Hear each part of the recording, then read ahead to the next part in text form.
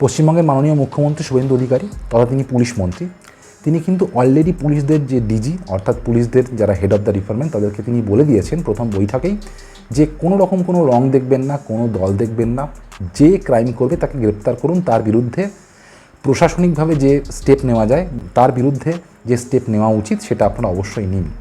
আমি অবশ্যই বিজেপি সরকারের কাছে একটা অনুরোধ করব, রাস্তাঘাটে মানুষজন যে পরিমাণ র্যাশ ড্রাইভিং করে, যে কারণের জন্য কিন্তু প্রতি মুহূর্তে অ্যাক্সিডেন্ট হয়, সাধারণ মানুষের জনজীবন বিপর্যস্ত হয়। তো আমি তাকে অনুরোধ করব, অর্থাৎ আমি মুখ্যমন্ত্রীকে অনুরোধ করব যে পুলিশকে এমন একটা দায়িত্ব দেওয়া হয় যাতে ট্রাফিক কন্ট্রোলটা ঠিকঠাক করে হয়। নাহলে কিন্তু মানুষ যেভাবে গাড়ি ঘোড়া চালায় তাতে কিন্তু প্রচুর অ্যাক্সিডেন্ট হয়।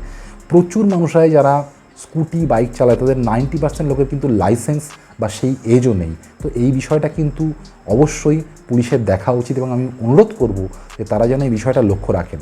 আর একটা বড় কথা, পশ্চিমবঙ্গের যেখানে সেখানে অন্তত নতুন সরকার গঠনের আগে প্রত্যেকটা জায়গায় পুলিশের তরফ থেকে কিন্তু টাকা নেওয়া হতো। হ্যাঁ, একদম ডাইরেক্ট অভিযোগ, একজন সাধারণ পশ্চিমবঙ্গবাসী হিসাবে চোখে দেখা, পুলিশ কিন্তু বিভিন্ন জায়গা থেকে টাকা তুলতো।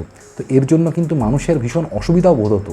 শুধুমাত্র যে একজন বাইককে ধরেছে যার লাইসেন্স নেই বা যে হেলমেট পরেনি তার কাছ থেকে টাকা নিচ্ছে তা নয়, যে কোনো জায়গায় যে কোনো ভেহিকলসকে দাঁড় করিয়ে তার কাছ থেকে কিন্তু টাকা নেওয়া হচ্ছে। তো এই অসৎ পথটা কিন্তু পশ্চিমবঙ্গ পুলিশের মধ্যে ঢুকে আছে। তো আমি পুলিশ মন্ত্রী তথা মুখ্যমন্ত্রী শুভেন্দু অধিকারীকে অনুরোধ করব তিনি যেন এই বিষয়টা দেখেন। এটা কিন্তু সাধারণ পাবলিকের কাছে একটা খুব সমস্যার বিষয়। আশা করছি নতুন সরকার এই বিষয়টার দিকে নজর দেবেন। আপনাদের মতামত আপনারা কিন্তু অবশ্যই কমেন্টে জানান।